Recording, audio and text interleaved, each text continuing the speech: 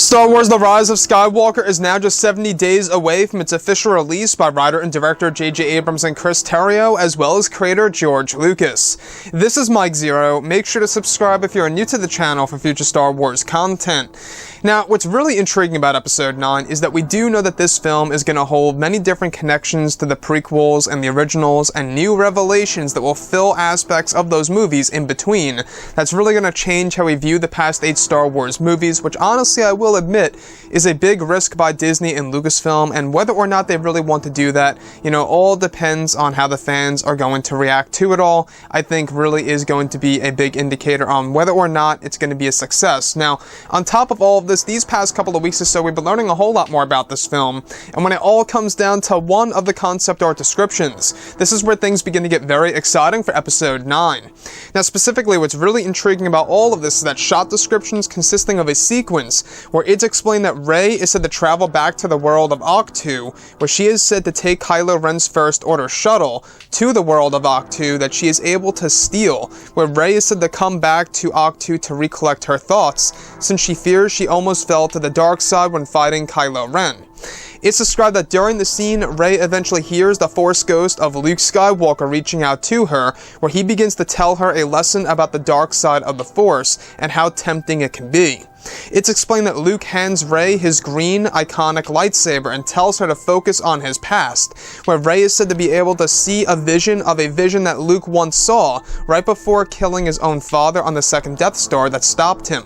It's described that what Rey sees is a rear view of a young Luke Skywalker in Darth Vader-like armor, with Palpatine by his side, where it's said that this is Abrams' way of giving visual narrative of what Luke went through and what he saw when he was looking at his father's severed hand on the Death Star 2 and what Luke saw.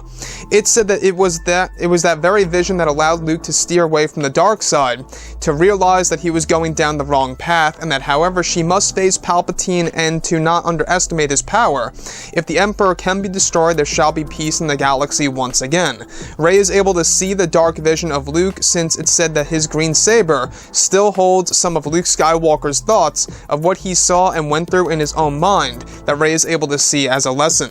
So let's go over a couple of parts about this. Now, the first thing that I take from this that really makes me wonder about things is, of course, is Rey going to take Luke Skywalker's green lightsaber? Is she going to actually take it for herself? What's going to happen with that, right? Now, we do know that she's going to board Luke Skywalker's X-Wing at a certain point in time in this film from the various leaks that we went over. One of the sequences is actually said to involve Luke's Force Ghost literally lifting the X-Wing out of the water on Ahch-To and placing it on a piece of land in order for Rey to hop in and take off to the world of Ahch-To, because she apparently destroys Kylo Ren's shuttle when she lands on the world of Ahch-To purposely to actually strand herself on this world, very much like Luke did. So it's kind of like a nice little parallel of what they're doing between Rey and Luke, where Luke then tells her to not go down the path that he went down during his time on Ahch-To and at the First Jedi Temple.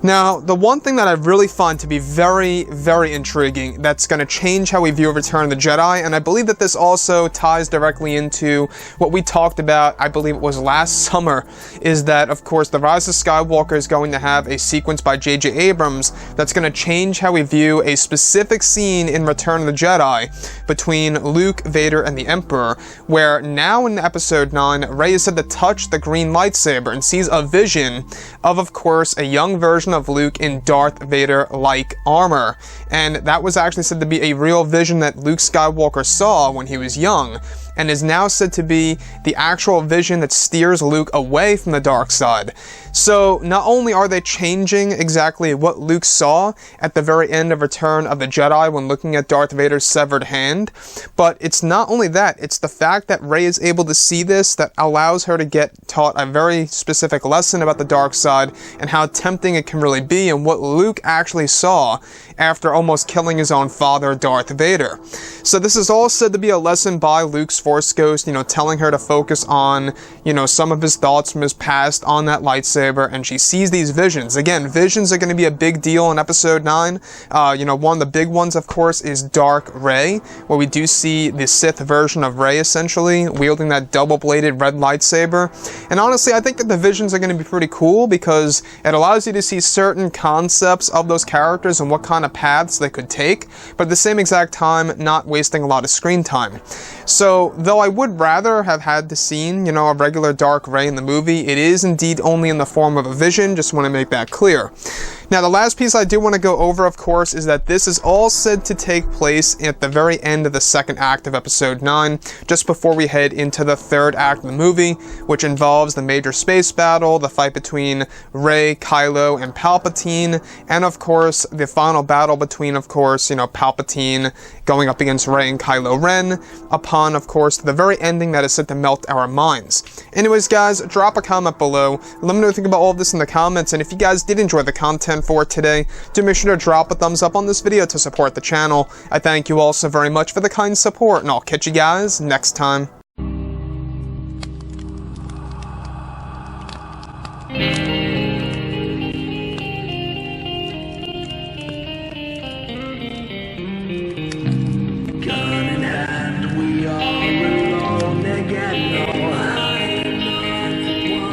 From night to moon, we hear them moans again.